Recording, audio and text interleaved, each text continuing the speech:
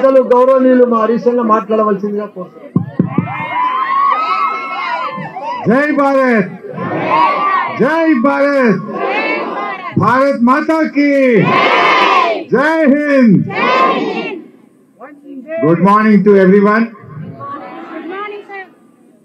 ముందుగా ఇంత మంచి కార్యక్రమాన్ని ఏర్పాటు చేసినటువంటి మల్లారెడ్డి విద్యాలయాలను గౌరవనీయులు పెద్దలు మల్లారెడ్డి గారిని, వివేక్ గౌడ్ గారిని, మేనేజ్మెంట్ ను నేను మనస్ఫూర్తిగా అభినందిస్తా ఉన్నాను.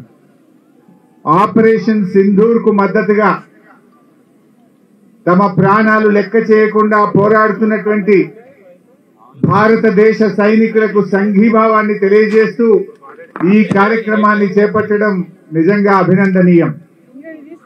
మనము సైనికుల్లాగా సరిహద్దుల్లోకి వెళ్లి పోరాడలేకపోవచ్చు, కానీ పోరాడుతున్నటువంటి సైనికుల మనోస్థైర్యాన్ని పెంచే విధంగా వారికి సంఘీభావాన్ని తెలియజేస్తూ ఈ కార్యక్రమాన్ని చేపట్టుకుంటా ఉన్నాం.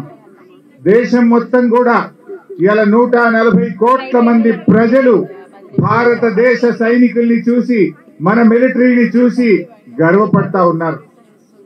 మనం జనరల్ గా అనుకుంటాం దేశ సరిహద్దులంటే అది భౌగోళికంగా అని అనుకుంటాం, కానీ దేశ సరిహద్దులంటే కేవలం భౌగోళికమే కాదు, ఈ దేశ ప్రజల ఆశలు, ఈ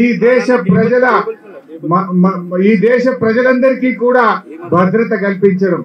ఎందుకంటే ఈరోజు సైనికులు దేశ సరిహద్దుల్లో పోరాడుతున్నారంటే వాళ్ళు కేవలం భౌగోళికంగా మన భూమిని కాపాడమే కాదు, భారతదేశ వారసత్వాన్ని కాపాడుతున్నారు, భారత సంస్కృతిని కాపాడుతున్నారు, భారతదేశ భవిష్యత్తును నిలబెట్టడం కోసం తమ ప్రాణాలు లెక్క చేయకుండా ఈరోజు సైనికులు పోరాటం చేస్తా ఉన్నారు.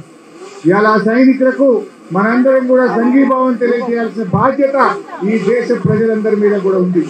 ముఖ్యంగా పాకిస్తాన్ మరి మన దేశం నుంచి విడిపోయినప్పటి నుంచి కూడా మన దేశాన్ని ఇబ్బంది పెట్టాలని ఉగ్రవాదులను పెంచి పోషిస్తూ అనేక సందర్భాల్లో మన దేశాన్ని రకరకాలుగా ఇబ్బందులు పెట్టే ప్రయత్నం చేసింది.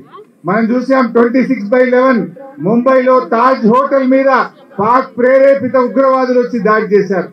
ఆ ఉగ్రవాదులను పట్టుకొని ప్రపంచం ముందు ఇది పాకిస్తాన్ పంపిన ఉగ్రవాదులని ప్రపంచం ముందు నిలబెట్టిన ఘనత మన భారతదేశానిది. చివరికి మన భారత పార్లమెంట్ మీద కూడా మరి దాడి చేయడానికి దాని వెనుక ఉన్నది కూడా పాక్ ప్రేరేపిత ఉగ్రవాదులే. ఈ ఉగ్రవాదులు మనందరం కూడా చూసాం. వరల్డ్ ట్రేడ్ సెంటర్ యుఎస్ మీద కూడా దాడి చేసిన బిన్ లాడెన్ కూడా ఆ పాకిస్తాన్ నుంచే మరి అటువంటి కార్యక్రమాలకు పాల్పడ్డాడు. అంటే ఇలా ప్రపంచంలో అస్థిరత సృష్టించడానికైనా, భారతదేశంలో అస్థిరత సృష్టించడానికైనా పాక్ ప్రేరేపిత ఉగ్రవాదులే. ఇక దేనికైనా సహనానికి ఓపికకు ఒక హద్దు ఉంటది. చాలా సంవత్సరాలు చూసాం. మొన్న పహల్గామ్ లో 26 మంది అమాయకుల మీద విచ్చలవిడిగా దాడి చేసి చంపడం ఈ దేశ ప్రజల మనసు కలిసివేసింది. అంతేకాకుండా వాళ్ళు మతం పేరిట ప్రజల్ని అడుగుతూ చంపడం అనేది ఈ దేశ ప్రజల మనసును కలిసివేసింది. అందుకే ఈరోజు భారతదేశం ఆ ఉగ్రవాదులను కులముట్టించడానికి శాశ్వతంగా ఈ పాకిస్తాన్ నుంచి భారతదేశం మీద జరుగుతున్న దాడిని ఒక పరిష్కారం చూపడం కోసం ఇవాళ ఉగ్రవాదుల మీద భారతదేశం దాడి చేస్తూ వచ్చింది.